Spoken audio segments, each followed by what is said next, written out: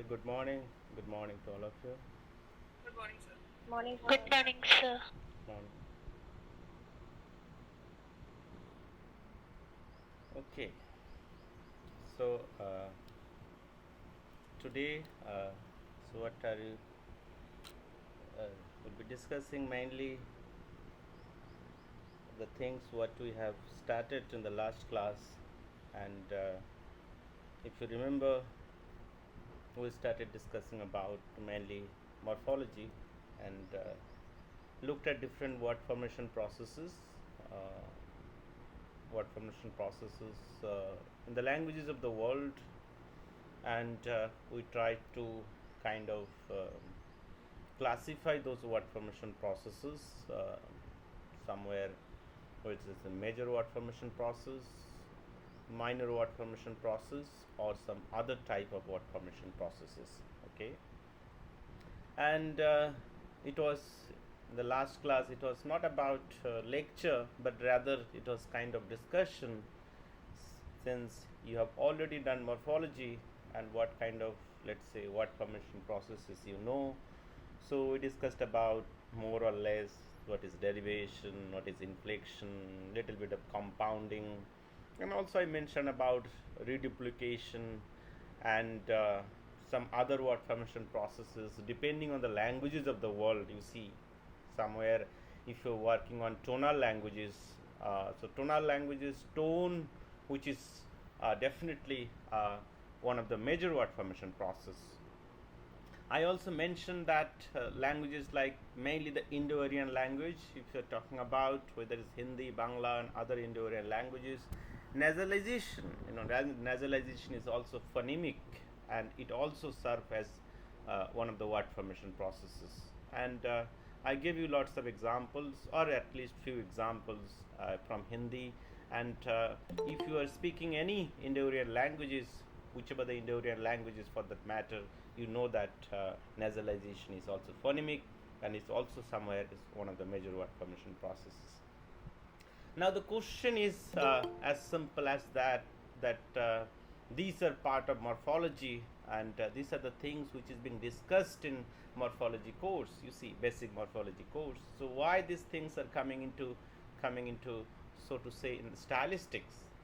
The reason is as simple as that whoever is the writer, whether a poet, script writer and all, we had seen that how beautifully or creatively the writers, they do make use of all these word formation processes, whichever the word formation processes, and so today mainly I will try to again continue our discussion on word formation processes and words for that matter. Let's say what types of words are there, especially in language, and not really about language. Even if you talk about a particular individual, uh, so the particular individual, whoever, X, Y.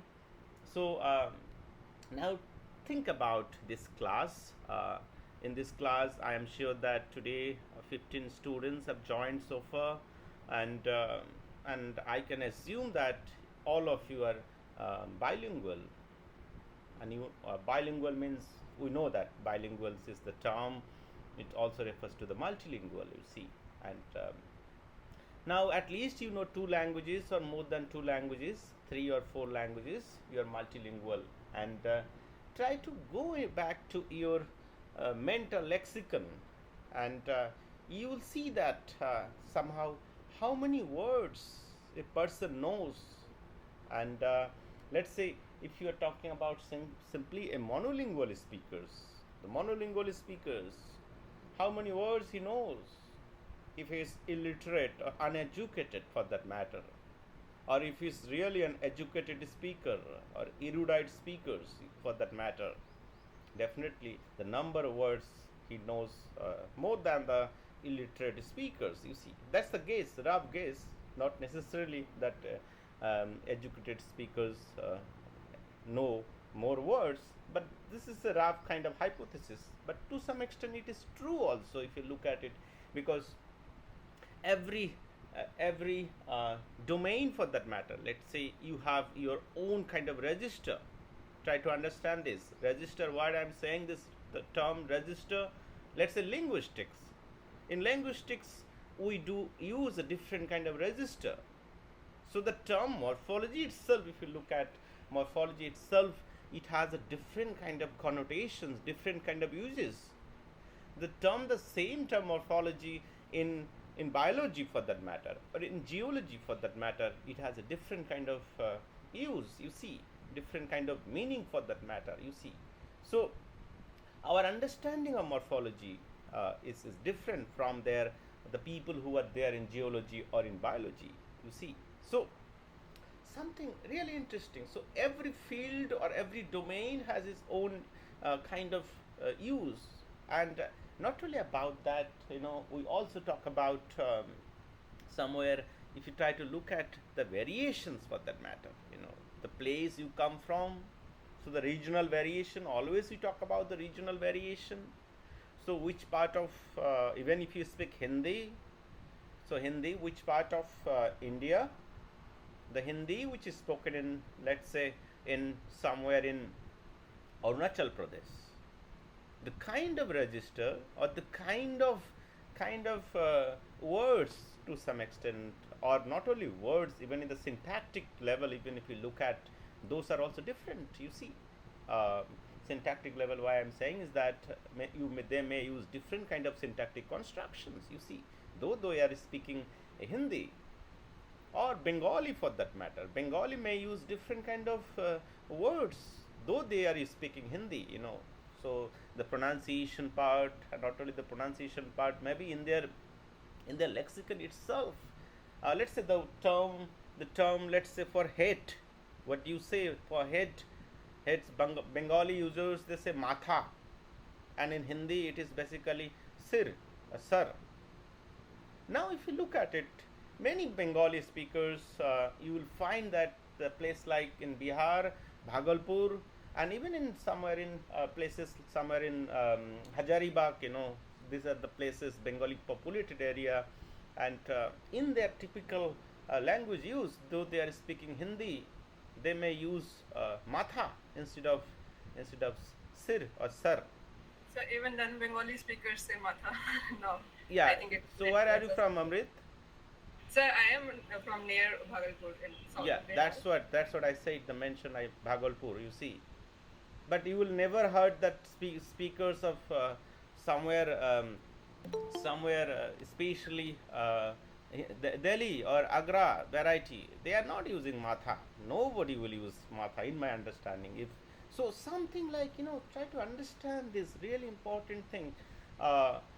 Really important, talking about language contact, because Bhagalpur, if you look at the history of Bhagalpur, somehow Bengalis and Biharis, Bangla, Bihar, Odisha, that East India Company, the whole history we know, from where that exactly the British rule started. So Bangla, Bihar and Odisha, these are the three provinces, and then slowly and gradually East India Company somehow captured whole India, or whichever, let's say Bangladesh, now Ceylon also, Sri Lanka, that part we all know. So what I'm saying is that mostly if you look at from language contact point of view, so there are many interesting things, you see. The matha, typical matha, if you look at matha, it is the word still in Bengali people they do use, not really still, it is the word head, matha, you see. So really interesting. So let's say somebody is writing a poetry, short story, novel, and try to represent a character, especially from that particular place, Bhagalpur or Hazaribagh or any other place for that matter, where language contact, and language contact, if you try to understand this language contact, is not only about somewhere around one language family, and this is what is happening at Bhagalpur. The case is Indo-Aryan language contact. You see, basically Bangla and here Bihari or Bhojpuri, or for that matter Hindi. But on the other hand, we have seen cases where two different language families or three different language families are there, and out of that there is a different kind of language emerges. So there is existence of Dravidian language family. Indo-Aryan language family, and then let's say Austro-Asiatic language family. So people over there, they are living for let's say centuries and centuries. So they did not know about their languages. So out of that, there's a mixture of language emerged. You see, so that's what language emergence. We talked about this whole case, linguistic area, Sprackbund. Sprackbund. Linguistic area, that's the German term, you see. And so beginning with Pauline P. Masika, Bloch, Bernard Bloch, and there are many people, and especially in Indian linguistic tradition, even if you look at Professor Anbita B. Patnaik, and many people, Khub Chandani and others, they worked on this area that somehow India is a linguistic area. Though in India there are many language families are there, at least 4 language or 5 language families are there. Is even these are different languages, irrespective of different language families and all, you will see that there are some common characteristics. There are some common characteristics, and Professor Abi, she talks about kind of linguistic universal, especially in Indian subcontinent, irrespective of the language families, whichever the language families, and so she talks about, and this is what really interesting. Even if you look at, there are many semantic universals. She talks about one of this, mainly she talks about ECV, explicator compound verbs, or reduplication. And within reduplication, you will see she'll talk about that partial reduplication where the echo formation structure. So you, whichever the language family you talk about in general, whether it's the Dravidian, Indo-Aryan, Austro-Asiatic, or Tibeto-Burman, you will see this kind of structure, echo formation for that matter. So Bangla speakers, if you talk about Bangla speakers, for etc. kind of uses, that's what we talked about reduplication a little bit, the last class, for etc. kind of, मैंने चाय bye ले लिया or chai बाय, so chai बाय, you will see that chai चाटा in Bangla, chai शाय in Punjabi, and chai बाय was talking about Hindi, So chai, chai vai, chai shai, and chata. So, and even other languages for that matter, even Dravidian languages, though not exactly same kind of echo formation structure, but they have this kind of structure, but they do use in a different way. And same with the Tibeto-Burman language families and all. Another interesting feature she talks about this ECV, explicator compound verbs phenomena. ECV, I do not know, and I can guess that what is ECV. Anyone would like to tell me what is ECV?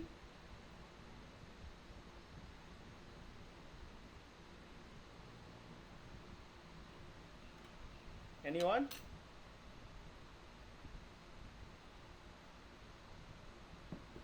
It is too much. No idea what is ECV? You did morphology.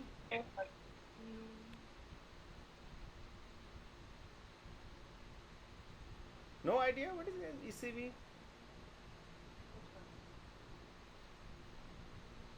Don't tell me. You don't know ECV. No, sir.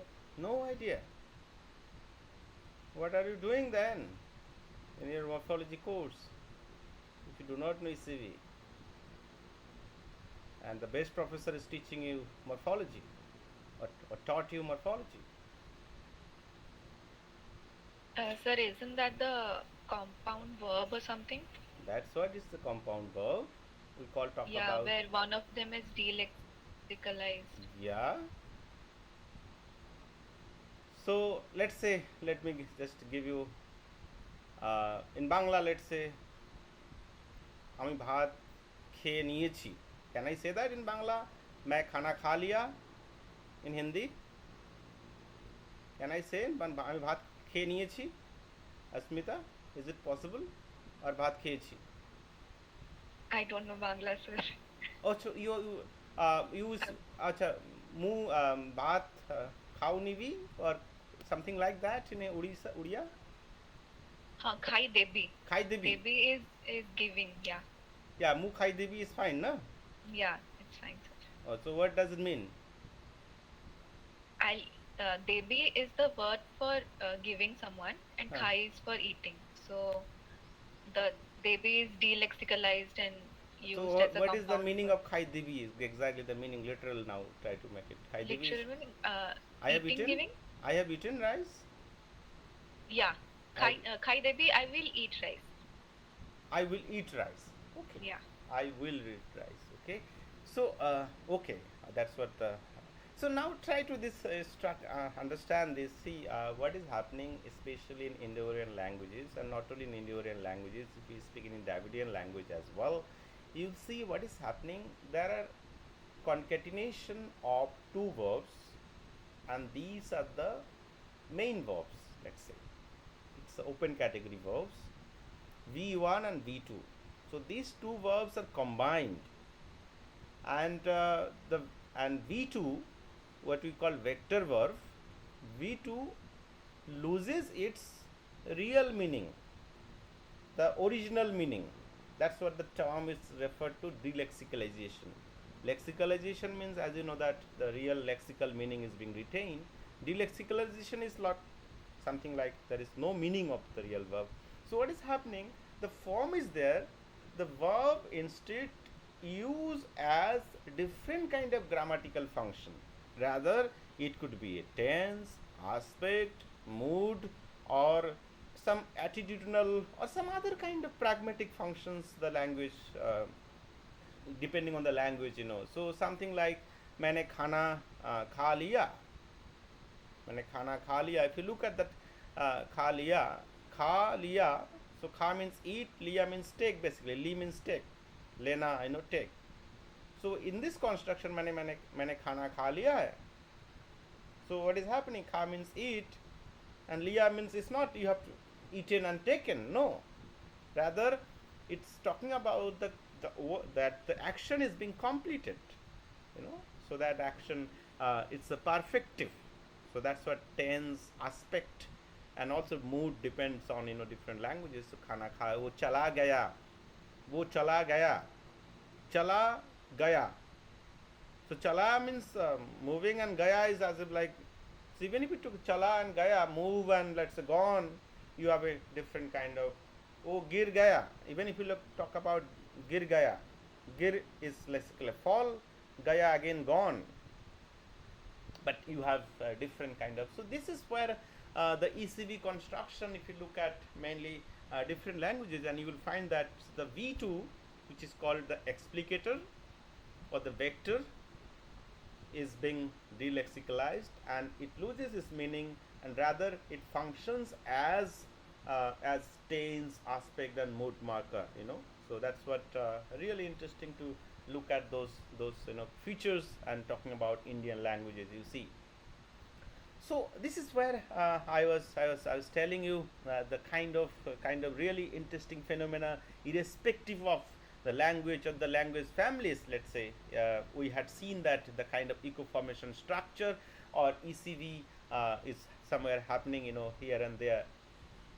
Now somehow these are the things you see, especially in Indian languages also. Let's say Indian languages, whichever the Indian language we are talking about, definitely it will come out or come up in a particular type piece of writing, you see. And now within this especially since today I'm talking about words, you see, words and and typically what are the things we can look at in a particular text, let's say. So there are many things, let's say.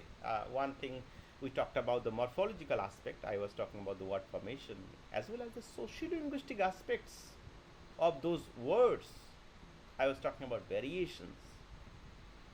So variations, regional variations, Udia, which part of Odisha you come from, whether it's Kotak or other places, Sambalpur, or maybe some other places uh, from where you come from, or the social variety as well. Social is basically the kind of social class you belong to, whether it's a working class, non-working class, or middle class. Even this class distinction, depending on India also, it's not only about working class, upper class, and middle class. In India, the class is also mixed with too much with caste also, and we had seen that there are different caste dialects as well. The caste dialects, why I'm saying is that even if we talk about the total, somewhere in Bihar, the kind of Maithili which being spoken is totally caste centric.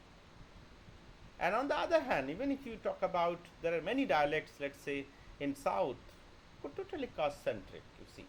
So, in Indian social class, it's not only about the mere, the variations or the variables, not merely functions in a way, if you look at it in a working, non working, upper and middle class, it's also totally caste centric, because that's what the downtrodden society here, if you look at the Indian society to some extent, you see. And that those are the things being reflected in language as well, you see.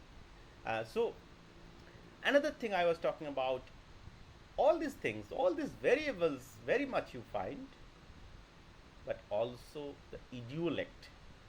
So idiolect, what is idiolect? It's a particular person, the way he or she speaks. My version of language for that matter, you see. So that particular idiolect. Register. Register is another term in sociolinguistics we do use. What is register? Can you tell me, one of you can tell me simply? What is register? The type of speech used in a particular occupation. Yeah. Particular occupation or particular field for that matter, let's say in linguistics or in uh, social other social science discipline, physical science or biology and other disciplines, you see, we all use different kind of register. Okay, so this is also really important. Even if you talk about, somebody is writing scientific fiction for that matter, he has to know those register. I am writing something in biology or linguistics for that matter. I am going to write an article in linguistics, and that articles or that piece of writing specifically for the linguist, and I know what are those registers. Let's say, if I say Leipzig glossing, what do you mean by Leipzig glossing? Anyone? Leipzig glossing? Anyone? Leipzig morphemic gloss for that matter, let's say. Anyone? In linguistics, we all know what is this Leipzig morphemic gloss or Leipzig glossings. Okay, let me just refine this or ask a simple question here. IPA. What do we mean by IPA? What do we mean by IPA?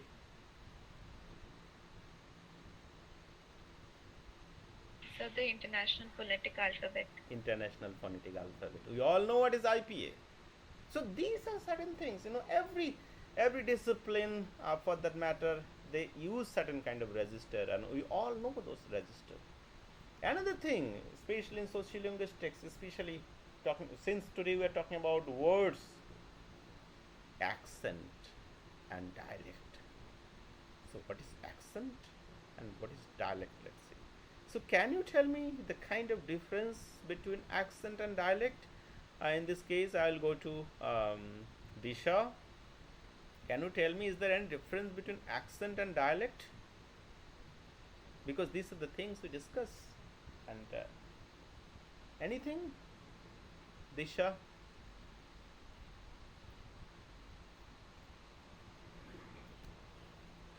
Yes, sir. Yeah, go ahead. So, sir, accent usually refers to the pronunciation and the way the words are pronounced, and the dialect is wherein there are changes uh, in the vocabulary, grammar, as along with the pronunciations. Very good, Disha. Thank you. And anyone else would like to add what Disha has already said? Anything? Something you want to add?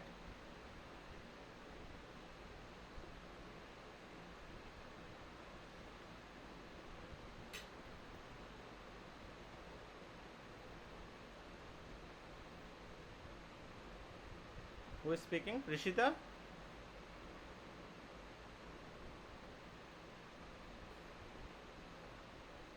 Sir, accent can be person specific to a particular person, but dialect can be the specific to the particular region area, broader area than accent. Okay, so that's what really. So I think this is understood. Accent, when you talk about, everybody has accent. You see, whether is the X, let's say, person X Y Z, or for that matter, Prime Minister, President X Y, whoever, Donald Trump, this person or that person, Obama or myself. Let's say I have different accent. You have also different accent. You see, so accent, if we talk about, Sir, somewhere it is in the level in of phonetics, let's say. Is in the level of phonetics. We talk about that aspect, you see. On the other hand, if you talk about dialect, it's basically the whole language we are talking about. Even the standard language is also a dialect, you see. The kind of linguistic understanding what we have, you see. Smita, you wanted to add something? yes, sir, sorry. Sir, but isn't dialect also sometimes referred to a region? Like sorry, I mean accent. Like he has a British accent does not mean that accent doesn't necessarily mean like it's a particular person's accent. We can maybe say idiolect instead. So the reason is that the accent, somehow, in that case, Asmita is taken as a broad kind of term. You see, he has a British accent, he has an American accent. You see, so actually, in that case, accent is referred as a kind of general kind of term. You see, and this is where the layman's understanding of accent. So layman's, they look at, okay, Right. French accent, Russian accent. You see, uh, that kind of general kind of terms it is being used. You see, but we are trying to understand from linguistic points of view. For our understanding, if you talk about accent, it's mainly talking about the phonological or the phonetic aspect mainly. So this is where the difference you see, and So dialect also usually applies to languages that are compared to the standard form of the language, which is why the standard form usually is never referred to as the dialect, but the other varieties will be referred to as such. yeah, yeah, that's also true. So that the whole, the politics and policy, kind of politics and polity, we'll see that especially here in, dialects, recognition issues, language planning, and there are lots of politics being involved. So I'll not talk about, all those issues to some extent here, and linguistic rights, whether these are being kind of, safeguarded or not, whether the children are getting education in those particular languages or those dialects. There are many issues, and also recognitions of those dialects as standard language. So this is a kind of ever ending topic, and it will go on and on. So but somewhere, since the course is, stylistics, I'm trying to limit it within the discussion here. So somewhere, the particular character, you try to understand this, and these are the things will come into later on. So when we will discuss this social linguistics module, what are the things to look at, in a particular character. So you will definitely see that, oh, though he is, let's say, protagonist, but the protagonist, he speaks whether the standard language, or he has a different kind of dialect or a different kind of accent for that matter, you see.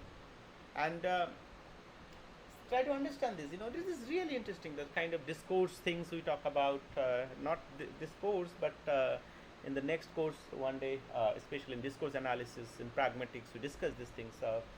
Try to imagine a character, and this character I'm talking about here, let's say, WS7, this 007, what do you call it? Bond, James Bond, let's say. Now, what are the things being, when I say that, James Bond, what are the typical things come to your mind? And especially, I'm talking about here English, or the kind of language.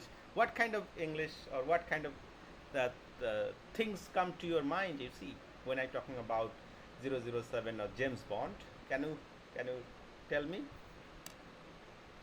Sir, the movie one or the book one? The movie one. Book one. I'm not talking about book one. A movie especially. pointlessly famous spy. A spy should not be famous. The typical stereotypical image of James Bond. I know that many, let's say, women are not fond of James Bond movies and also the character maybe.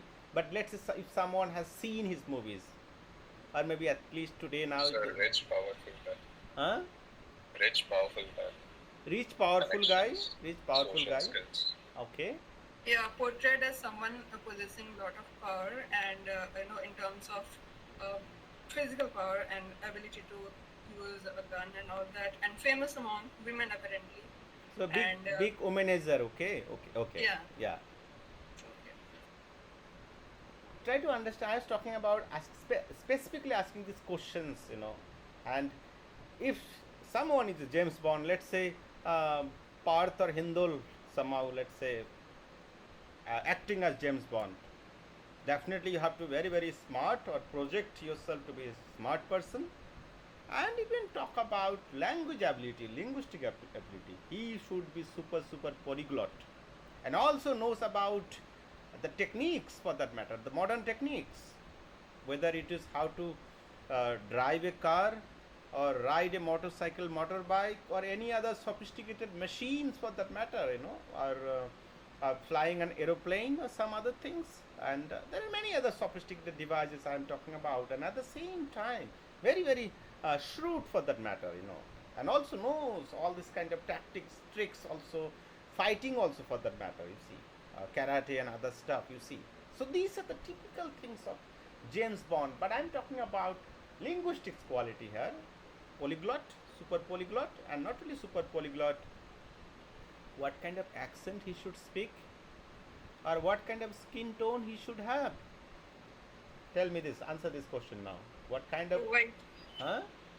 He should be a white person. Like, I have not seen a brown or that. See, again, he should be white and tall also, It's a not, Desi 007.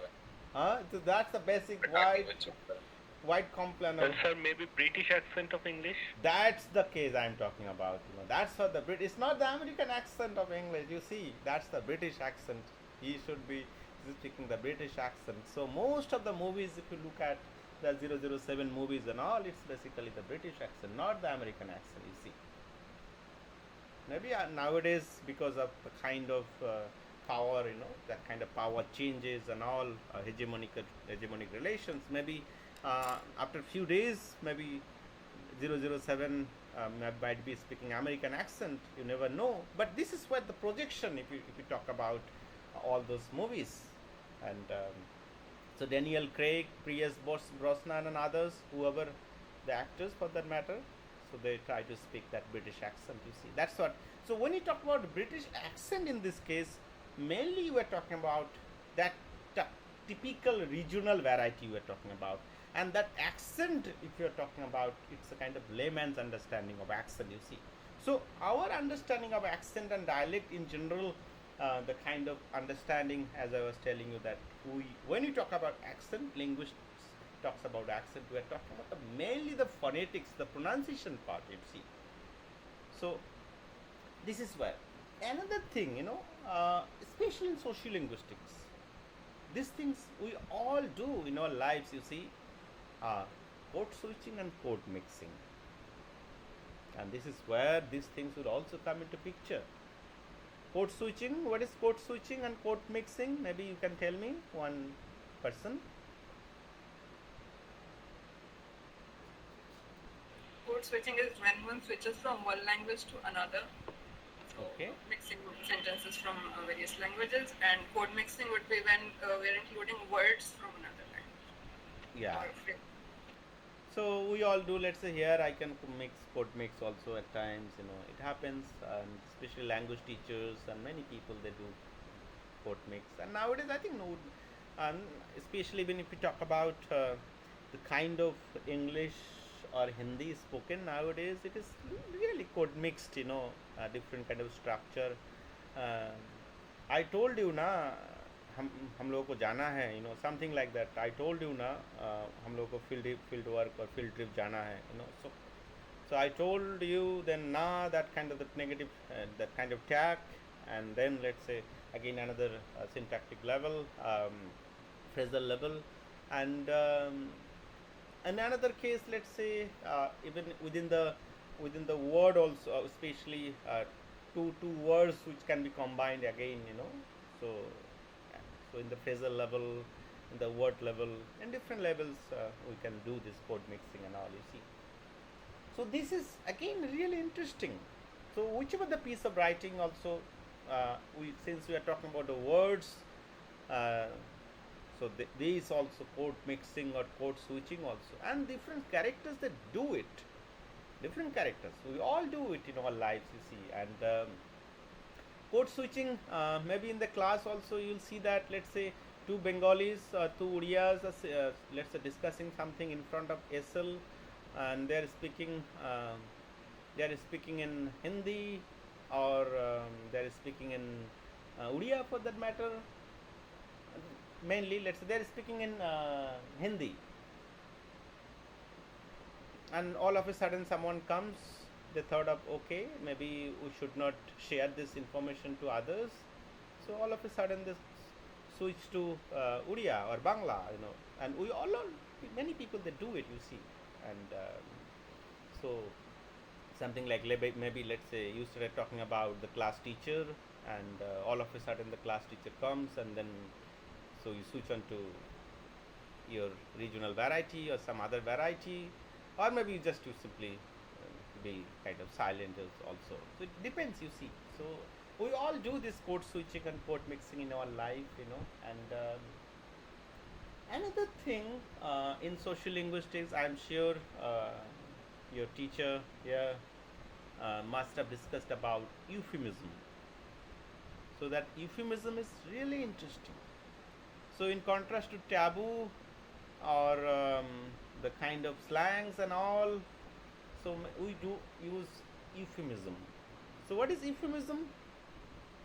What is euphemism? This time not Amrit, someone else, even not Asmita. Tell me, what is euphemism? So avoiding the offensive form of words by using an indirect form. Some Refer to kind the of, same thing. some kind of indirect, some kind of, let's say, more polite, not hurting the sentiment of the person for that matter. Yeah. Let's say someone has passed away, huh?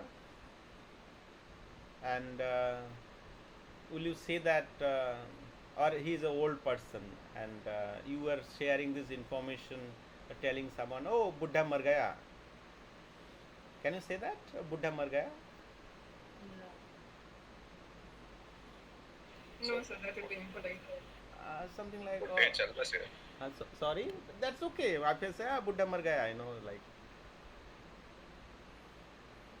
So, something, now can you say that to some extent? And if you say it, oh, Buddha mar gaya, as if like really you did not like that person, you see, and he is like, let's say he's dying and dying, he's not dying, and after that, after 3 years, 4 years, or 10 years, somehow he died, and oh, Buddha mar gaya, so you are to some extent you are happy, you say Buddha mar gaya, like. So maybe that kind of derogatory, and you yourself projecting yourself in a way that, okay, Buddha mar gaya, Now try to understand this, and I told you that language gives you the option, choice. So how to say things? So there are different ways of saying this. And in English, even English, even if we talk about, we don't say that he died in general. We say he passed away. And there are many euphemism, or the kind of expressions all languages will provide. And in Hindi there are many expressions. Let's say sargvasi hona, or even the words borrowed from Perso-Arabic sources. Sargvasi, imte. There are another words. Let's say imte. What is that word? Imte. Kal. Intikal. Intikal. Okay. So that's what Perso-Arabic sources many people they use. And any other words you use? भगवान भगवान को प्यारे हो गए और चल बसे. Sir, Yes, नहीं Neha. रहे. Yes, Neha. Sir, नहीं रहे. Yes, Neha. Go ahead, Neha. Sir, I was saying कि return sir नहीं रहे. नहीं रहे. हाँ, नहीं रहे. That's what.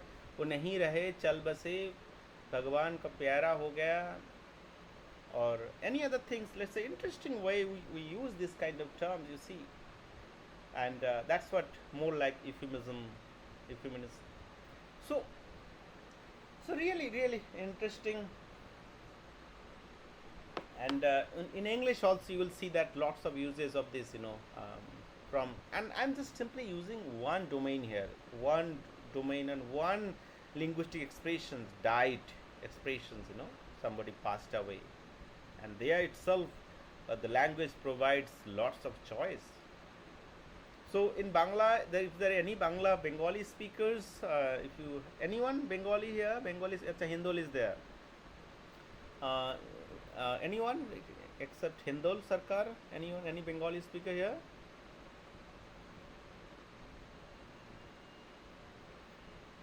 Okay. So anyway, so let me just give you another example. Let's say for this passed away thing, like died and all. In Bengali, Hindol, if you're listening, have you heard this expression Potol Tola? Yes, sir. So Potol Tola means what?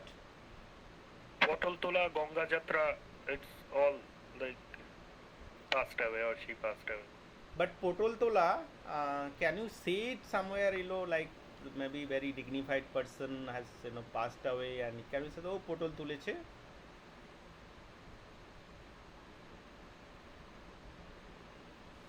Can you Sorry, sir, I can't listen. Network issue. No, what I'm saying that let's say a dignified, very dignified person, renowned person, or respected person has passed away.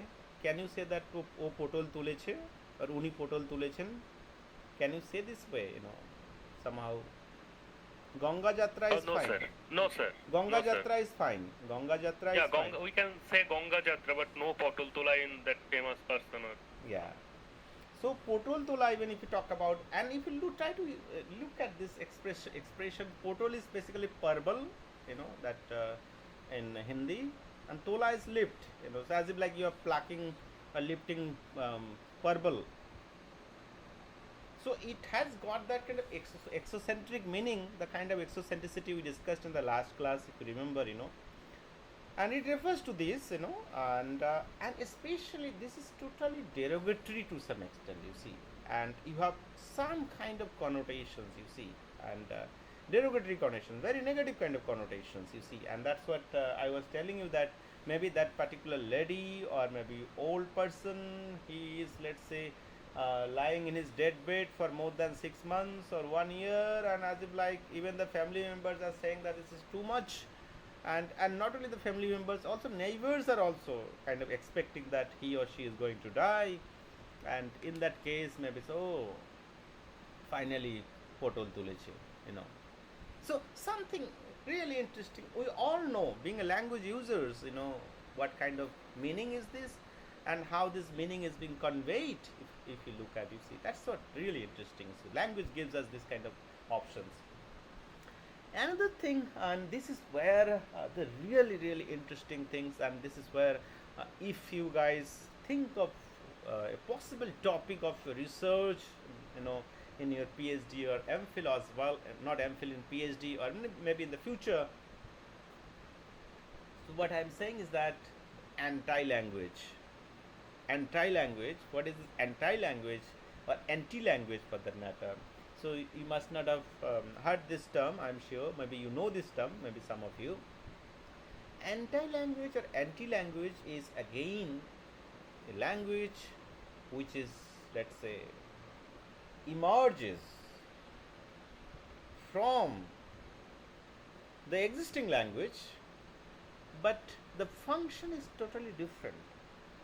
So there are lots of relexicalization is going on, and because of this relexicalization, maybe you can understand some of these things what they are saying, but you do not understand the meaning what they are speaking. So, and this language, especially anti-language, even if you talk about developed among the communities uh, in the underworld, let's say somewhere underworld, or maybe some people, they do not want to share their means of communication to others. They may develop this kind of anti-language. So in different places in India, not only in India, in different places of the world, you see that let's say the people who are involved in this drug business, underworld, those dons or some people, they use different kind of codes for that matter, different kind of codes, or maybe some people especially, they steal certain things, you see, and they speak in a different manner. And even in Kolkata, and not only in Kolkata, the whole Bengal, if you see that that Unuch community, Unuch or Hijra for that matter, the term, that's a common term, the Unuch community, they have also developed a different kind of language, you see, and they may be speaking some of the words from Hindi, some of the words from uh, maybe from Hindi or English or some Perso-Arabic sources, but the real meaning of those words are really different.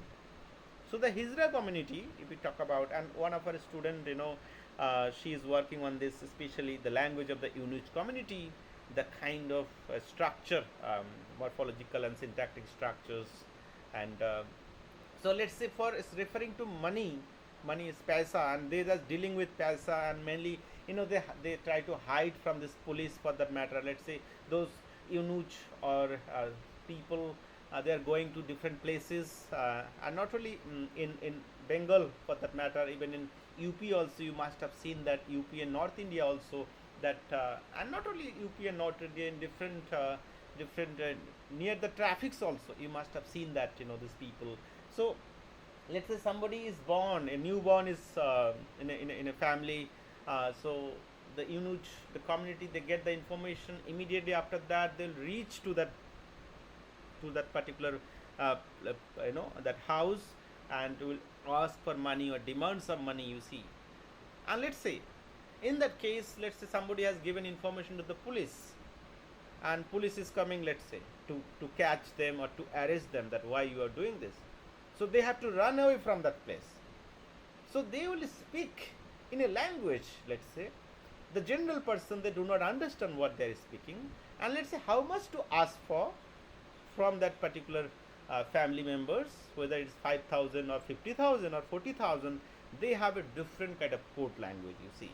So let's say to refer to money, as I told you that they refer to money, they have different kind of lexical items. They may say saying something. To refer to police for that matter, they refer to police for that matter, they are using something else, you see. Maybe you understand. So they refer to police, they may be simply saying that bamboo. So you don't know what is that relexicalization, how this relexicalization has really taken place, you see. So that kind of anti-language, the kind of semi-secretive languages born out of subcultures and alternative societies. So this is what I was talking about. And this is somewhere marked by resistance and hostility. So they want to express their views through this language, they want to communicate, and they're also hostile to their language, in the sense that they do not, in a way, do not want that their language should be known by others. So it's kind of restricted. They want to restrict it because it is, if something is made public, so the way they do kind of do their business and all, so the police and others, they will get to know. So something like, so even let's say they are referring to some kind of drugs for that matter. So drugs, to refer to certain drugs, they may use some other kind of names, you see, and different kind of criminal activities, underworld, and various different kind of activities, you see. So related to this, as I told you that the process of relexicalization, Um, so relexicalization, you will see that how this relexicalization is taking place. The Inuit community, how they are doing, especially the transgender community, and the people who are doing this stealing thing, and stealing and theft, and the many people who are doing this underworld, that kind of business and all. So they use different kind of anti-language. You see, so this is really interesting, and maybe if some of you are interested in the future, you can also work on this area, and anybody want to share things or say some things on this anti-language? Anything, your observation, have you come across with this kind of people? They use certain things, some kind of expressions, some, any idea?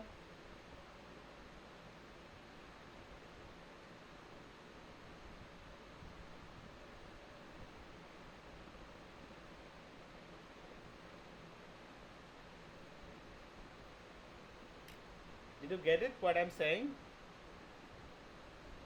Sir, is the Cockney accent a form of So, I'm not- anti-language? Sorry, dialect. No, it's not accent, Cockney accent or something. No, sir, accidentally said that. I meant the dialect because of its nature. Like, unless you are familiar with the words, nobody will know what they are saying. It's not a dialect, it's a different kind of language. You cannot qualify it as a dialect of a particular variety. So the Inuit variety, let's say, especially spoken in Bengal by this Hijra community or this Inuit community, that transgender community, you can't say that it's the dialect of Bengali or dialect of Hindi. Can't say that. The structure is somewhere totally different. You see, that's what I had some interesting data, and our students, he was working on that. Maybe another day I'll share with some of the morphological and syntactic data, some other examples. But that's what in brief I told you. Really interesting, you see. And Amrit, I'm not sure what I'm saying makes sense. So, but I've seen or heard some instances in which children or young children who are very close friends, they tend to devise something in a manner in which they can talk to each other without other children understanding. I don't know if it qualifies or not. that's what kind of language games, we play with different kind of things, you see, let's say, and in our days also, childhood days, still the children they do. And this is not somewhere the anti-language we are talking about. Yes, to some extent, their purpose is different, you see, like maybe kind of secretly or secretively they want to make use, communicate with one another. People they do it, you see. And I'll tell you, and especially something like, I remember this in our childhood days, in Bangla.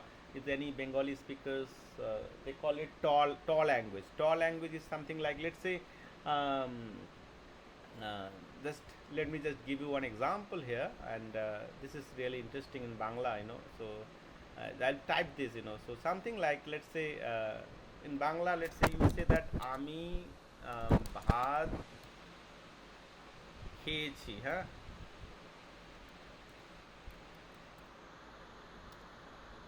So আমি ভাত খেয়েছি means, let's say I have eaten rice. This is what in Bangla, and I have eaten rice. This is what, let's আমি ভাত খেয়েছি. And the tall language as I was talking about, this is really, there is a simple kind of rule, the linguistic rule, and the linguistic rule is that something like you have to insert ta in a way that, and you are speaking the same thing, ami bhat খেয়েছি, and people will not understand what is this, if people do not know what is this tall language, you see. So what they say that, let's say, এটা আমি ভিটাত খেটিয়াছি.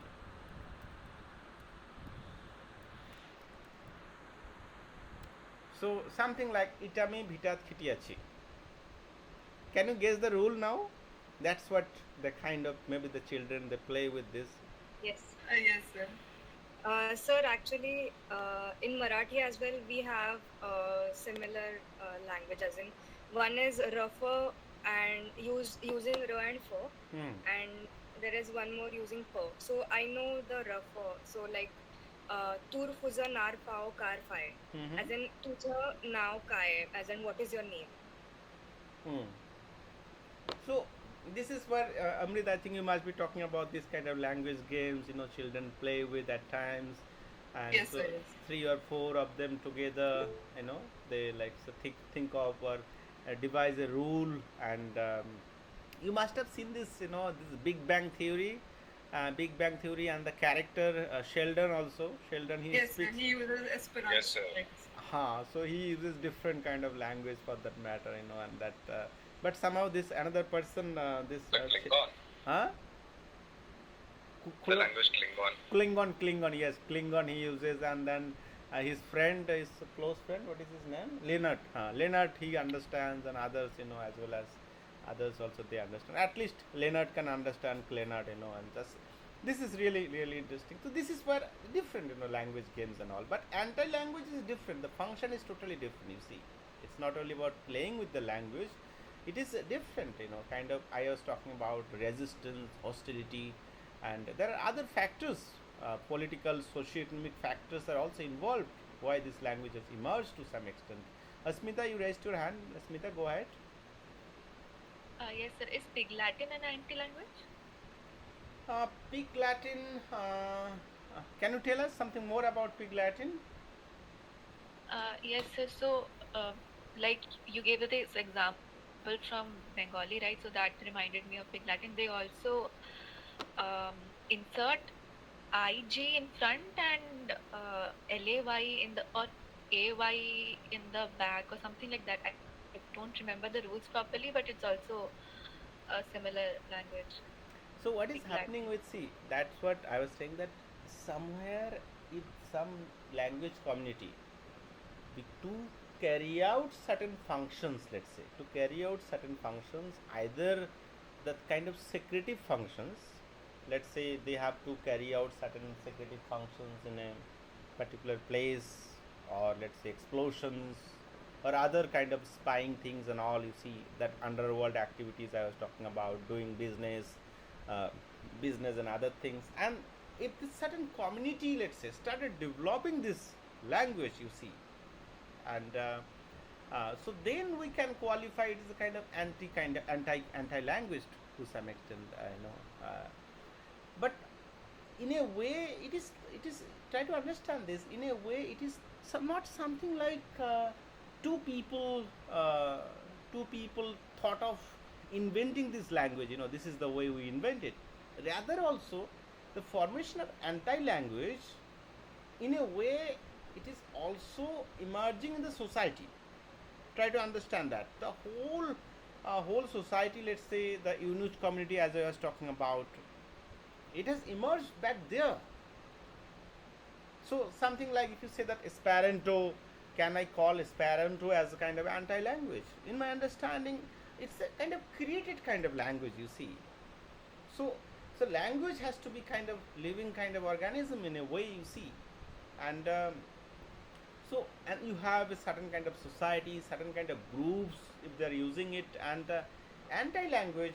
So the function of anti-language is basically secretive, and not only secretive, they are kind of marked by kind of resistance and hostility. You see, so in a historical period of time, if you look at anti-language, the Pig Latin can be qualified as an anti-language for that matter. So and nowadays, let's say the same thing, I was talking about the language of the Inuit community back in Bengal. um, Now let's say try to work on this definitely anti-language of the community, and slowly and gradually this language is known by other people, let's say the police, also the common man, and it also got the constitutional status for that matter. That Inuit community, they are also fighting. So that function of anti-language is no more there. It has already got status for that matter, and it's a common day-to-day language. You see, so it has to have the kind of secretive function. You see, So the Pig Latin, if it is widely accepted, widely used, and many people they know it, so that status of anti-language will definitely diminish. You see, so that's what we are talking about in general. You see, so there are many novels, there are many short stories, and especially when we will talk about the module in social linguistics one day, then I'll talk about there are many novels for that matter. So where the character speaking those anti-language, you see, and whole um, underworld, the kind of business, drugs business, and others, you see, so established terms they do understand, you see, and so this is where so any piece of work, this is any piece of work, whichever the work we are talking about, you have to be aware of all this, you see. Or if you have seen the movie, not movie, this series, Mirzapur and all, uh, Mirzapur season 1 and season 2. How many of you seen Mirzapur? I Okay, Priyanka as well. So it does partly count instead of everything. Sorry, Parth? Sir, if I've seen it like till a certain episode or something. Okay, some, But yeah, not some entirely. episodes and all.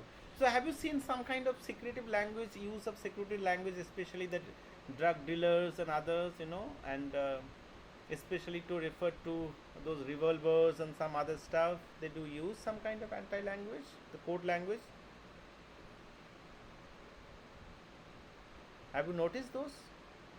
So I think it's just slang. Right. Not only It's not secret per se. not only slang, maybe especially for business purposes. Have you seen or have you noticed any use of those? Yes, sir. Those locally made guns had a word. I think which Okay, so in Mirzapur you do not have that much use of that kind of.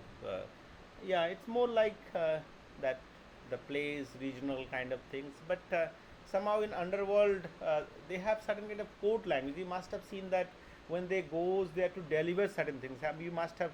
I don't know whether you remember that episode or not. So when they are going to deliver certain items. Huh?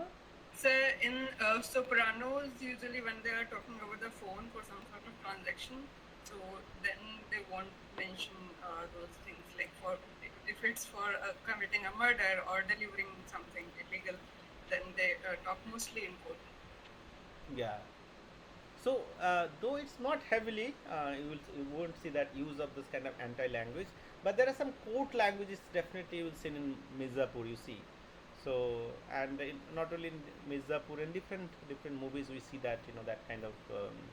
So let's say I'm going going to deliver some items, and whether the items delivering the same item to the same person or a different person, so they are using this code or that code. You see, and I have seen this, and especially the kind of business community also, the kind of secretive language also, you will see that business community back in either in Odisha, in Assam, and as well as in Bengal, let's say they are trying to buy certain things, you see in the market, and so let's say they are in the market talking about the price of paddy or wheat or any other things, and the common farmers are there, so they're just simply those businessmen, those whichever third person, and so they're speaking, okay, how much is this, how much would be the cost, whether they are going to so either they could switch on to their regional language, whichever the regional language, let's say if they're speaking Marwari, they'll switch on to Marwari, or within, so they may have a kind of secretive kind of quote what would be the price, and at times they let's say whether it is 5,000 or 3,000 or 4,000, let's say they're also kind of hand catching or holding hands and just simply touching this finger or that finger, and mentioning that okay, this must be the price, or whether if I buy this, whether um, I'm going to, let's say, get some profit benefit or not, all that kind of things you see, and you must have seen this, you know So this is really interesting, you see, and these are whole pieces. Ishita, you raised your hand, Ishita. Yes, sir. So, sir, like you gave the example, like drug dealers talking to themselves as an example of anti-language.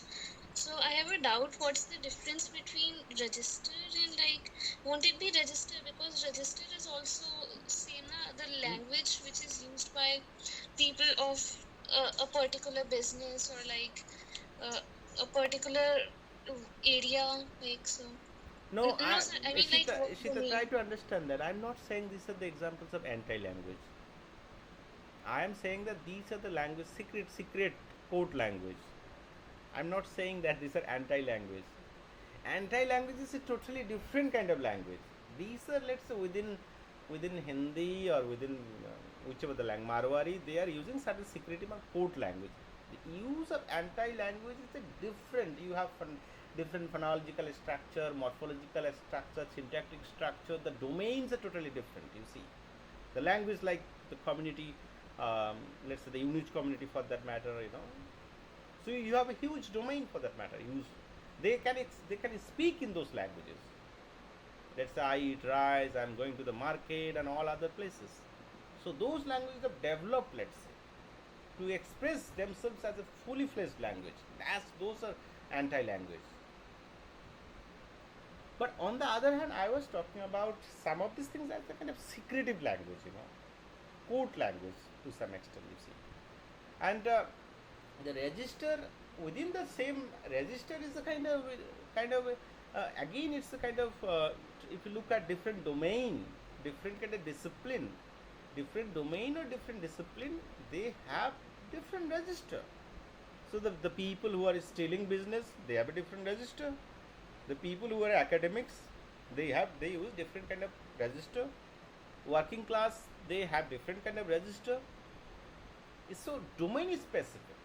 Yes, stealing community or they do have different kind of register. There's nothing wrong. So and there's nothing to be confused about it, you see. So biology has different kind of register, physics has different kind of, let's say within science, physical science for that matter, or PO science for that matter, biology, zoology, or chemistry, or physical science, nanoscience, molecular biology, whichever the science we are talking about, they do have different kind of register. So the underworld people, some people that are doing different business, drugs, they may have different register. Or the people who are dealing with some others, they may have different kind of register. So there is nothing wrong to have different kind of register. So in a way, I was talking of the secretive language, the secretive code, and the question was that in Mirzapur also, I'm just not talking about that Mirzapur uses anti-language. I was saying that in Mirzapur, you'll also find that there are some kind of secretive code is being used, and in our daily discourses also, some people and in that movie Mirzapur, so to give that kind of delivery, hand over the delivery, um, so whether you are the right person or the wrong person, so if you are saying that okay, this is what the secretive code, so okay, then you are the right person. And in different kind of movies we had seen this. Okay, so enough of, let's say, social linguistics, and I'm aware you all those things you know. So in next lecture, not next immediate next lecture, but when I'll talk about the module there in social linguistics module, and we will come across with all this, and there are different piece of literature, and you yourself can kind of make a survey of different movies, different novels, or stories for that matter, which uses different kind of secretive code or taboo for that matter, or whether they are using different kind of anti-language, so this is what since today we are discussing about words, and another thing in words, try to understand this, that since we are talking about language, and language is not only about words, language is about more than words, and also its uses. Now in a particular grammar for that matter, or since we are talking about lexicon and morphology, So, can you tell me the difference between morphology and lexicon for that matter? Since anyone, uh, morphology, what is morphology and what is lexicon? I have been using this term frequently in this lecture. I started using, let's say, this term when I started my class, that lexicon, what is the structure of my mental lexicon, your mental lexicon, how many words I know, how many words you know, and let's say how many words a person knows for that matter. So I just using this term morphology and lexicon. So can you tell me the difference between morphology and lexicon? Anyone?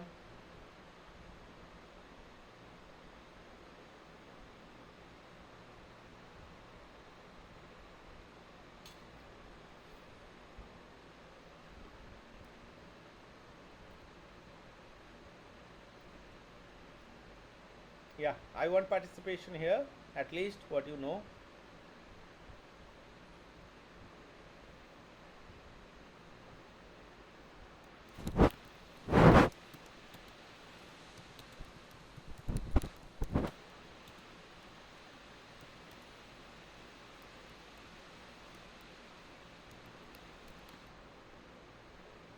Is it clear? The question, is it clear?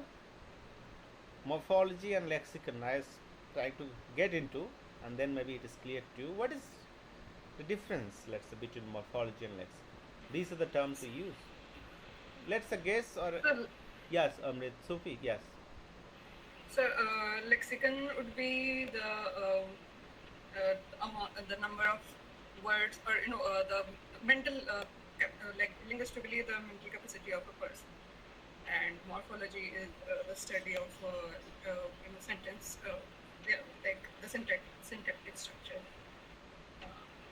Word structure, Like, not syntactic structure, word structure. yeah, word structure. Okay. Anyone else? Yeah, good. Amrit, thank you, Amrit. Sir. Sufi. Yeah, Priyanka. Yes, sir. So lexicon is something that includes all the words in a particular language, and morphology is something that includes the study of those words and their formation, how they are formed, and all those things. Oh, good, good. So I think So both. lexicon also Yes, usually adheres to the mental lexicon, but for morphology there's no such association or requirement. It's usually just study. Okay.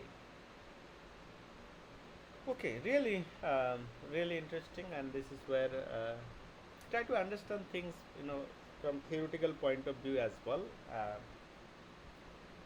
So let's say there are two things. Let's say my this hand is, let's say, morphology, another is, let's say, lexicon. I'm trying to separate morphology from lexicon.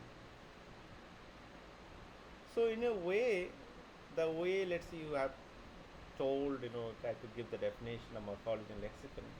So as if like morphology is a kind of machine which is creating words.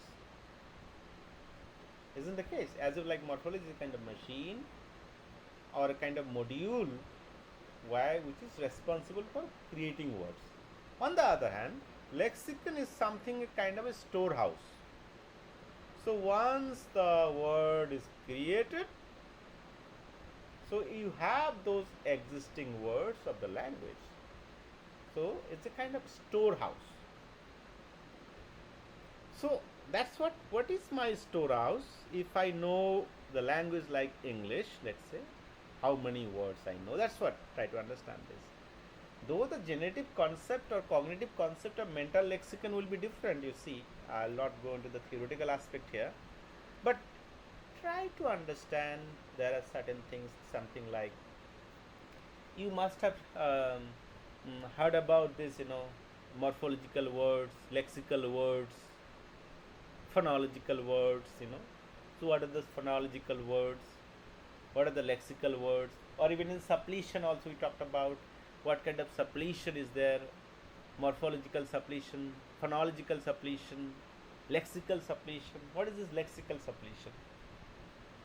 So something like, there are certain things which comes from that storehouse. On the other hand, there are certain things which morphology is creating, let's say. Which morphology is creating, you see. So, so when you talk about in general words, so we are talking about the stocks or mental stocks, let's say, or the mental lexicon of that particular person, whoever the particular person, or in a way the language for that matter. How many words a particular language has, let's say. And if you try to look at the vocabulary of English, English has lots of words for that matter, because expansion of English, and since English is widely spoken in different parts of the world and also official languages of different continents, different countries, and English has borrowed lots of words from other languages in the world. Try to understand this. So as a result, the lexicon of English in general is huge.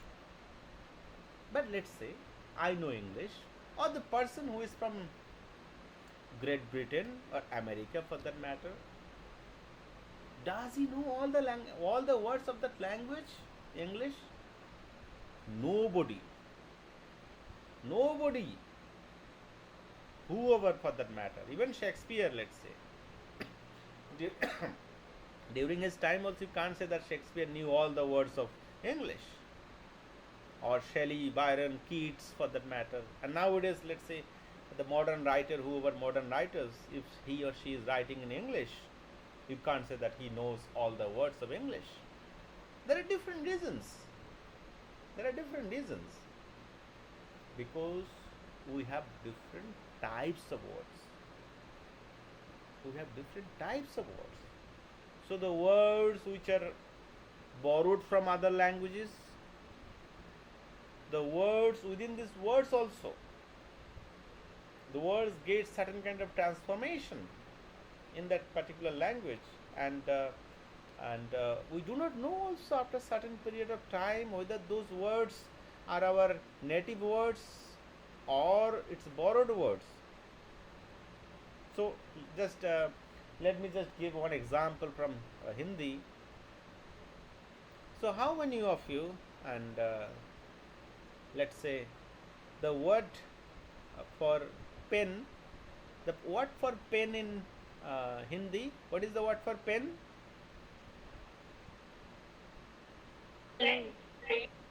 Not plain, pen. I'm writing something. So, Kamal? Kalam? Sorry. Kalam? So is it a Hindi word?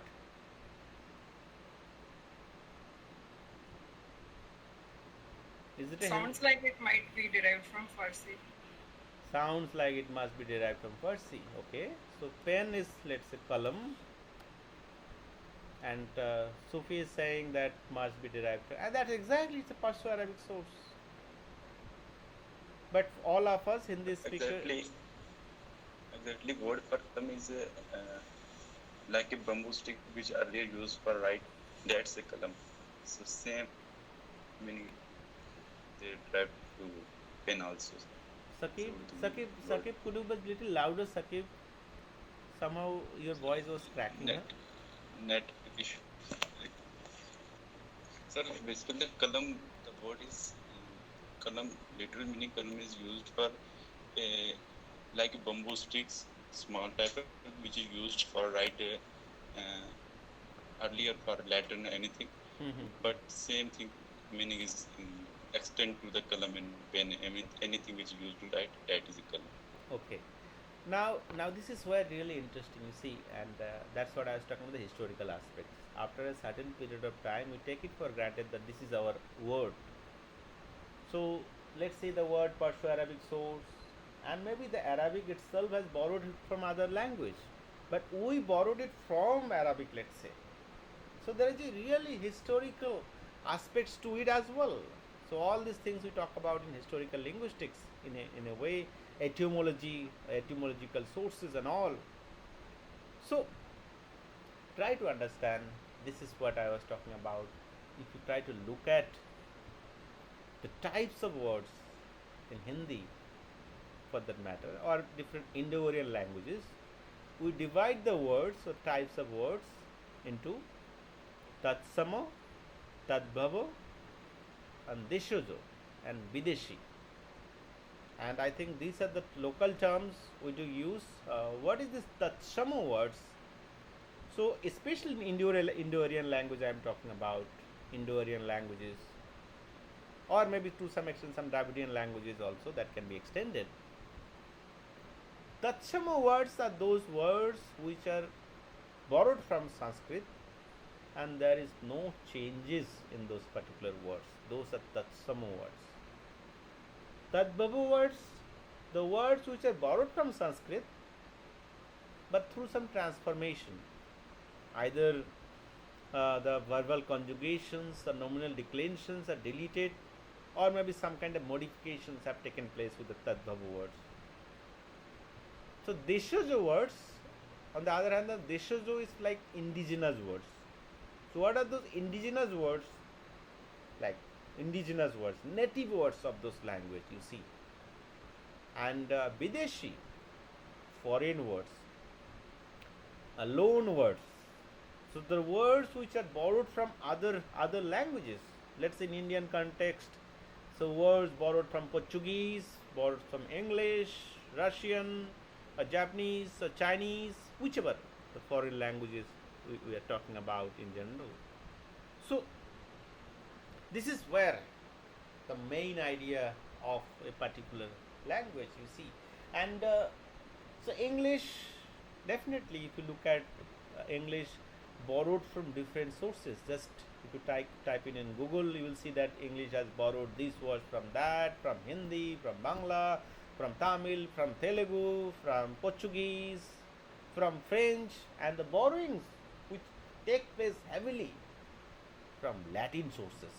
So English being a Germanic language, you will see that borrowed from lots of words from Latin sources, and even there also some kind of heavily borrowed words from Latin sources through some kind of transformation via French. You'll see that the kind of historical aspects, via French, and also some terminology English borrowed from Greek sources, and you will be surprised to know that still those sources being used, especially many scientific terms, many name of disease for that matter, different disease and all, because if you talk about Greek sources, Greece were really popular and very famous also in science and technology those days. Earlier if you talk about Latin culture, Roman culture.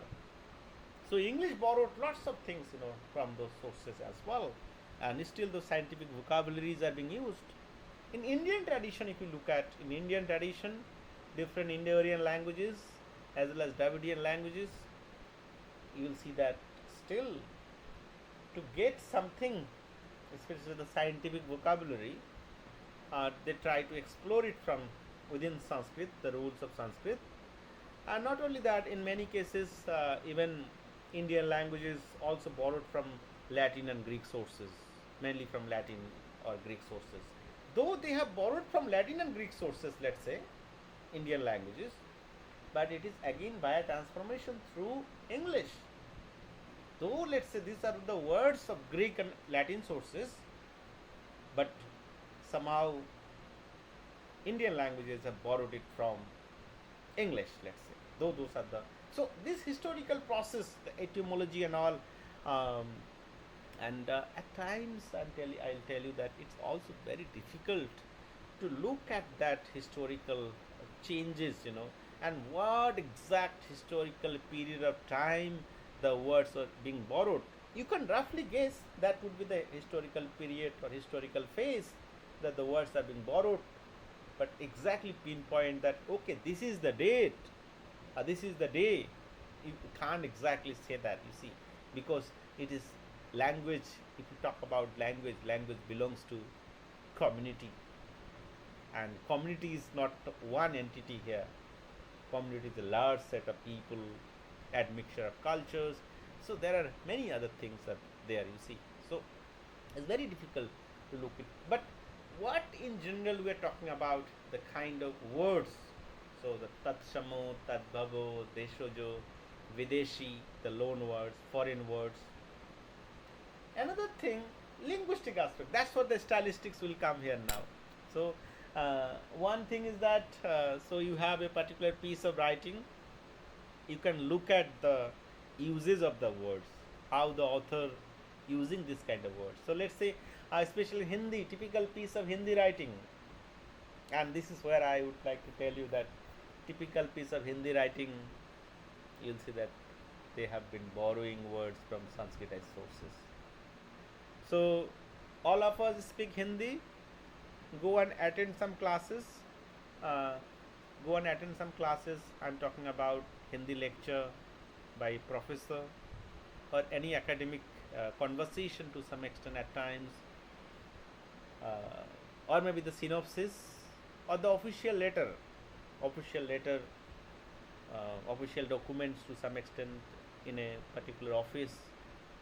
To look at that special, that piece of writing, that language, you think that okay, whether it is Hindi or it's a different kind of Hindi, it's very difficult at times to understand those Hindis.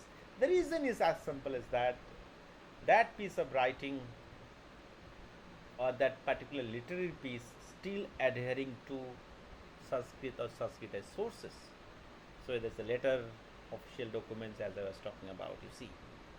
So you will have lots of Tatsamu and Tadbhavo influences back there.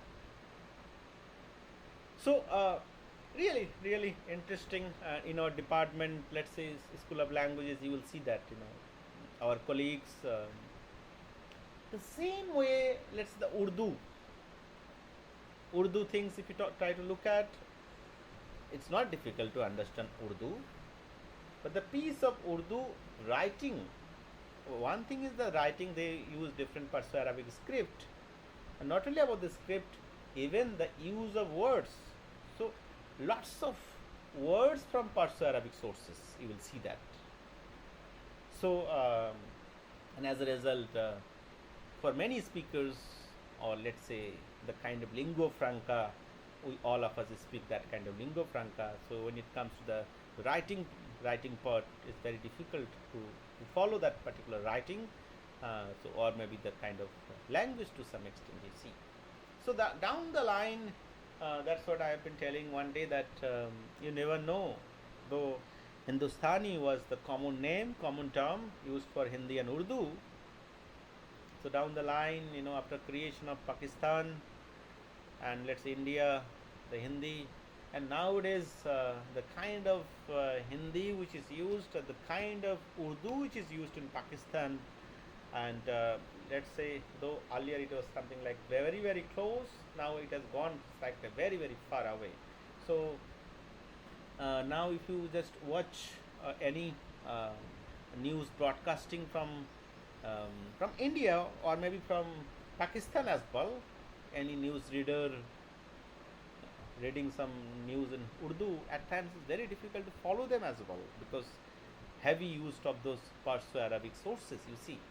So that's what one aspects you can look at in a particular piece of writing, Tatsamo, Tadbhavo, especially in Indian language I am talking about, and Deshojo words, Bideshi words, foreign or loan words. Another thing in a piece of writing, or especially from linguistic point of view, we all talk about this when we talk about mental lexicon. So you must have heard about possible words or impossible words, and another is existing words. So what are those existing words? So when I was talking about mainly morphology and let's say lexicon, so lexicon is the storehouse of all the existing words. Try to understand this. You see, lexicon is the storehouse of all the existing words. So you can have those Tatsamu words, Tadbhavu words, Deshojo, Videshi, whichever for that matter. So the words which have been created by morphology. So it has gone through the machine, it has come here, and it's the storehouse. Something is, let's say, saved here. And for our daily uses, we just try to get something from here and we just do it. So lexicon is a storehouse of words, and it's not, and try to look at this, it's not only about words, and that's what we have to refine the definition of lexicon. It's more than that. Storehouse of, maybe there are different phrases, different idioms and proverbs. So at the time of our language use, try to understand that all of us remember many things, memorize things, and those are not being used by the use of morphology or by the use of syntax or syntactic rules. We just simply get it from our storehouse. So many singers, so the memorized item I was talking about, you will see that many singers, the moment they start singing, so as if like if they remember the first line or first stanza, so they can sing, they know the rhythm, they know the tune, right? So it is being accessed here by, especially from the storehouse, from the mental lexicon. Idioms and proverbs I was talking about, it's also same thing. There are many things, we just simply get it from the lexicon, mental lexicon. So something like kick the bucket, we are talking about passed away or died. Kick the bucket, so those things, idiosyncratic exocentricity, which is being said there, and we know it, what is kick the bucket. If I say, or if someone says he kicked the bucket, he kicked the bucket, you know that what does it mean. But if someone says, let's say someone in a more sarcastically, and not only sarcastic, in a humorous way, saying that he is trying to kick the bucket, can you tell me what's the difference? He is trying to kick the bucket and he has kicked the bucket. So one is an idiom, the other is just a phrase. Another is the phrase.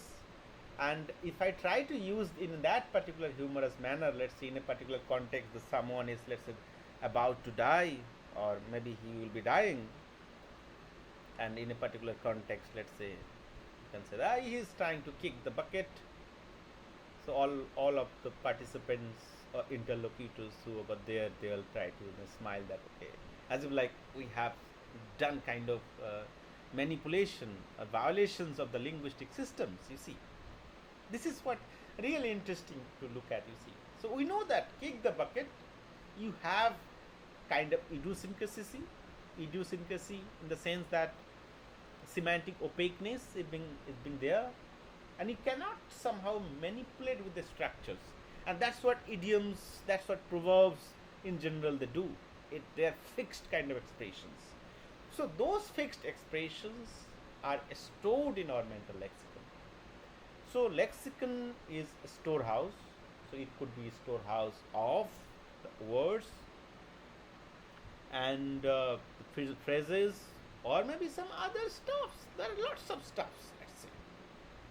So the generative understanding of lexicon, I'll not talk about the generative understanding of the lexicon, but somehow if you look at the whole model of lexicon, the generative understanding, Jack and Dove and others, let's say the cognitive linguistic understanding of lexicon, so they go deep and deeper. Even Chomsky, for that matter, Chomsky will talk about in our mental lexicon certain things are stored. So one step further, the subcategorization framework. So what is subcategorization framework? Chomsky will talk about the subcategorization framework. Let's say you have a verb. So I give it to him. I give him $100, let's say, or 100 rupees. Or I am running. So the difference between these two verbs, can you tell me the difference between two verbs? I am running or I give him 100 rupees. Can you tell me the difference between two verbs? Give and run.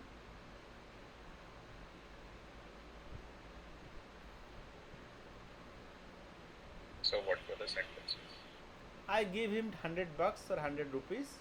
So the word give, and let's say I am running. Or I run every day. Or I jog every day, every morning. Jogging, jog.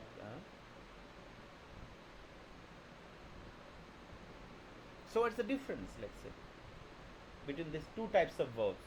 Anyone?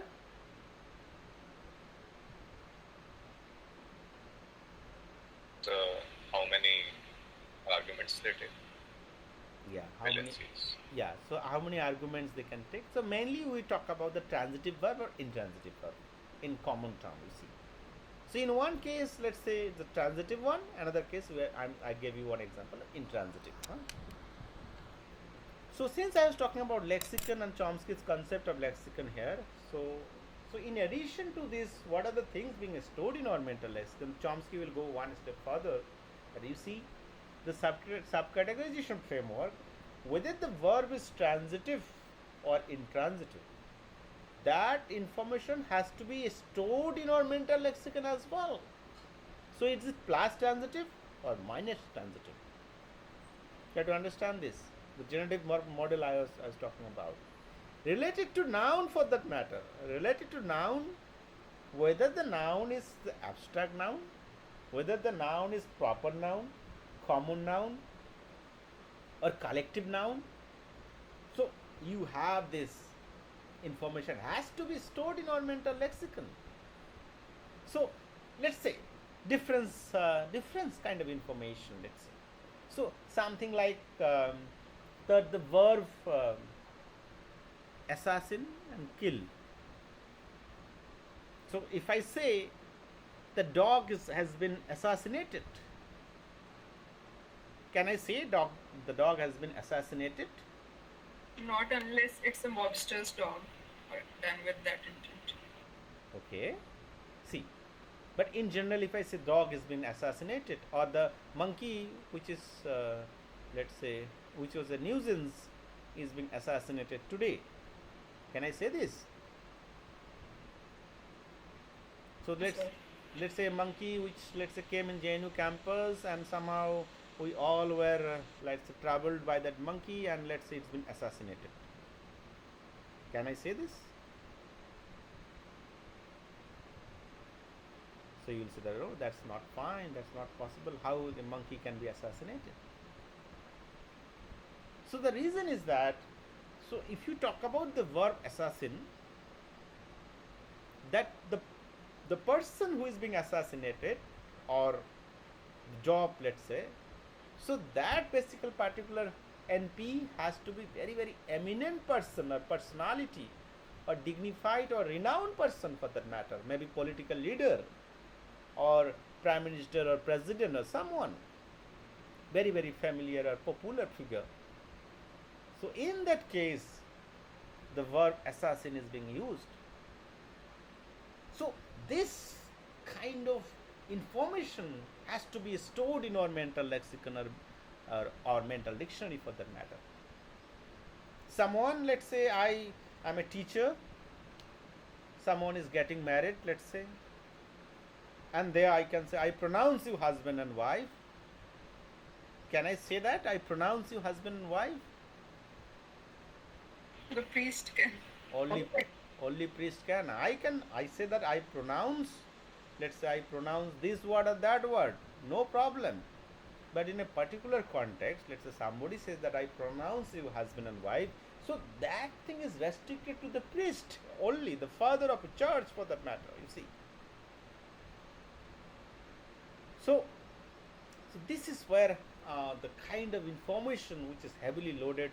So we'll talk about maybe in a course, let's say maybe you will, your teacher whoever talking about morphology will give you this information, the whole generative paradigm, also the syntax as well. So in addition to that as well, in phonology, the generative module, they say that, oh, we're talking about only morphology. What about since we are talking about generative phonology, so phonology concerned with sounds, so they will go to the deeper level, that pa, or let's say ba. So all other information related to the pa and ba. So whether how pa is different from ba, one is plus voice or one is another is minus voice, well, plus anterior for that matter, you see. So even all these distinctive features, the related to distinctive features, that has to be again stored in our mental lexicon. You see, this is the whole things, a lot of things you see in the different modules, the generative modules and all. So anyway, so what are the things that are stored in our mental lexicon?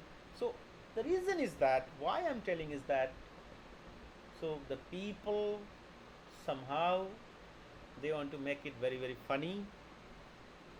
Let's say you are sitting in a common platform and two friends, they are together behaving like a couple, and let's say someone, your friend says that, oh, I pronounce you husband and wife, and you all of us started laughing that, oh, how can you pronounce me husband and wife, and then all of us started.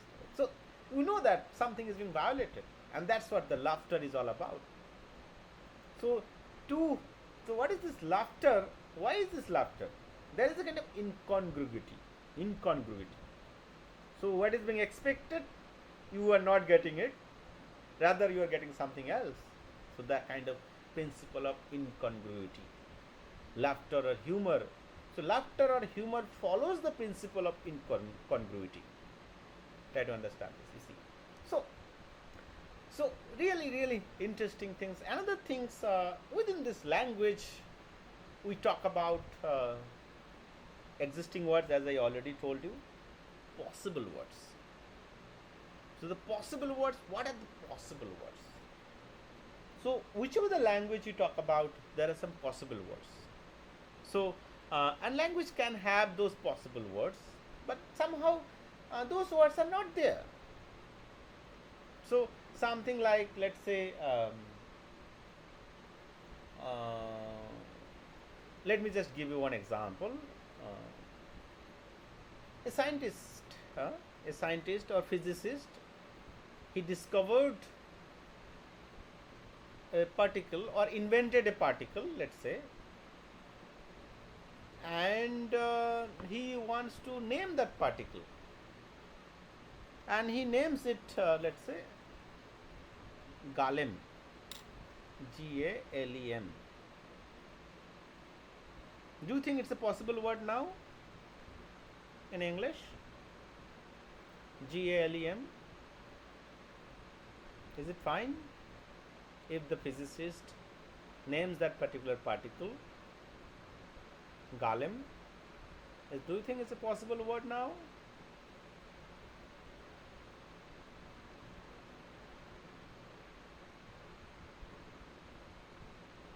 Okay. It follows the that pattern of word formation, as in which sounds can exist together, which cannot.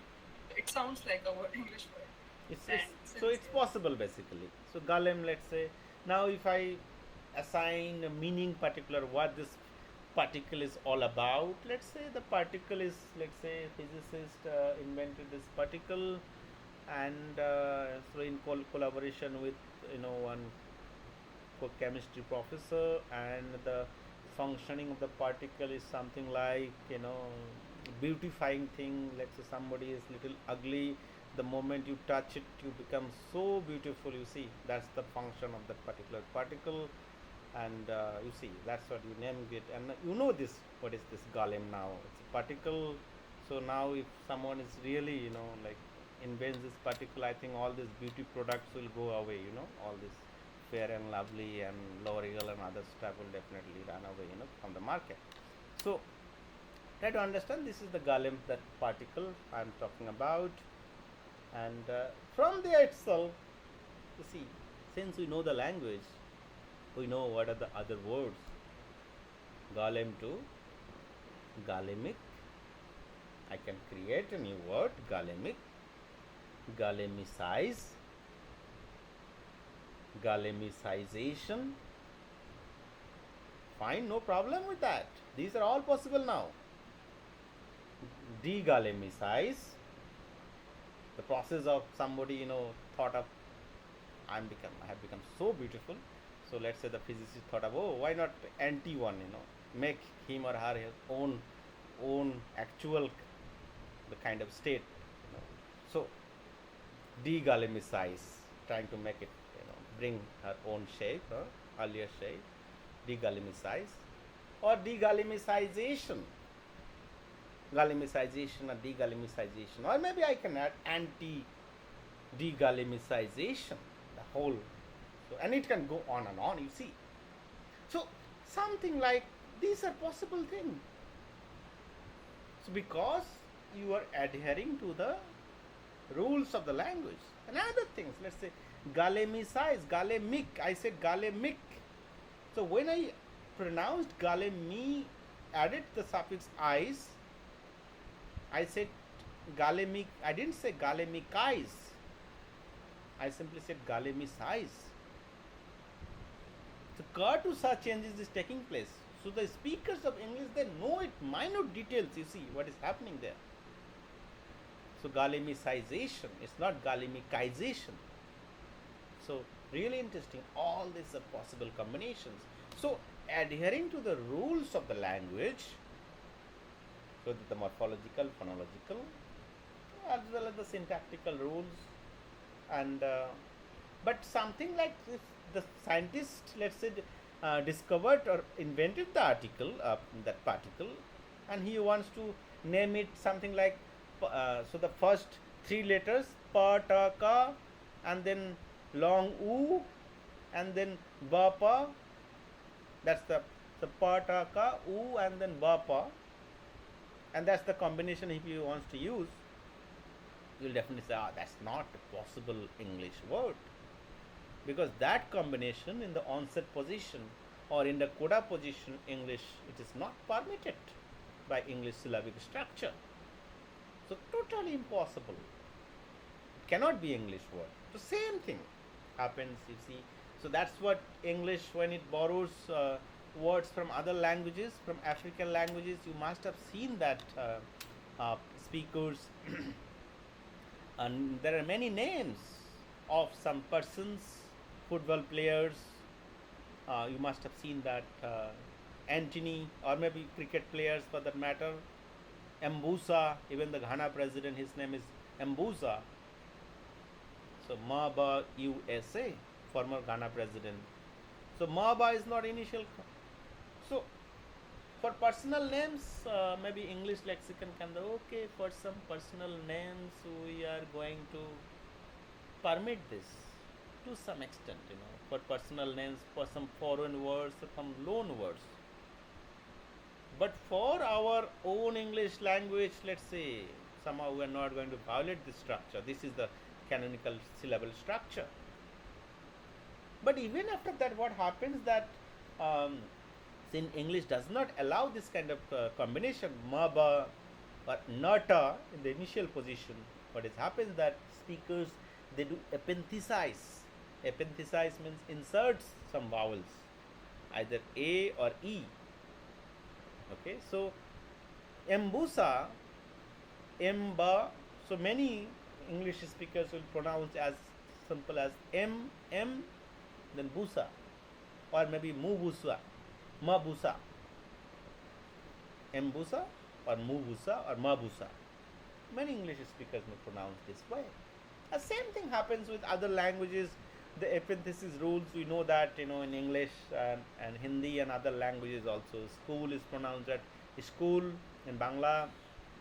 In Kashmiri, it can be pronounced as sakul, school and sakul, that kind of epenthesis. Because in Indian languages, it is as simple as that. So this CV structure is preferred instead of this CC or CCC. But Sanskrit follows this typical Sanskrit will definitely follow. So you have lots of consonants and the kind of clusters we are talking about. Sanskrit will follow this. There is no problem with this.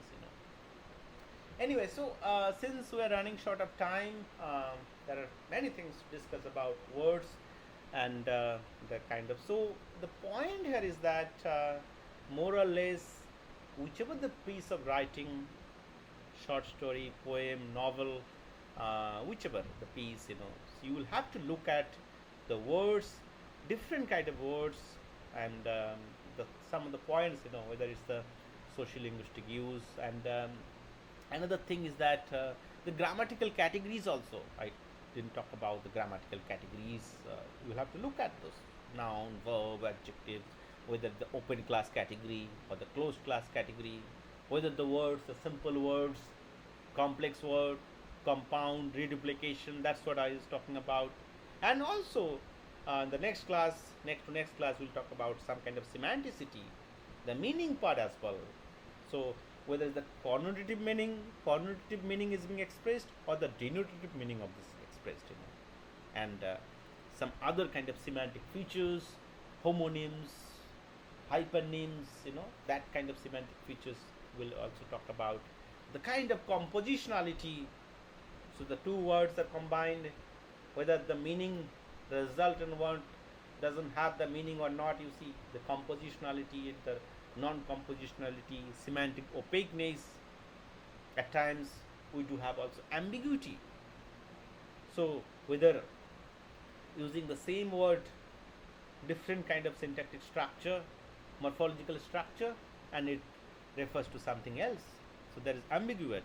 Time flies like an arrow, fruit flies like bananas, let's say. If this is the example, time flies like an arrow, fruit flies like bananas. So you will see that there is ambiguity with the word use of fly and like, and I'm sure that you will understand that what kind of ambiguity is being used here. Okay, so ambiguity, irony, there are many other things, and we all play with words, and words are really, really important and very crucial in our life. So that's what Anna Halmstead says, that God wove a web of loveliness in the clouds, in the skies, in the trees, but never made them beautiful as words. So words are really beautiful, and we all, in all our life. Neha, your mic is on. Neha, your mic is on. Please mute. Okay, so we all love, uh, let's say, words, and we all play with words, different kind of word games, and without words, without language, we cannot imagine, cannot think about our daily lives or daily existence. Okay, so this is all for today. We'll continue our discussion in the next class as well, and so before I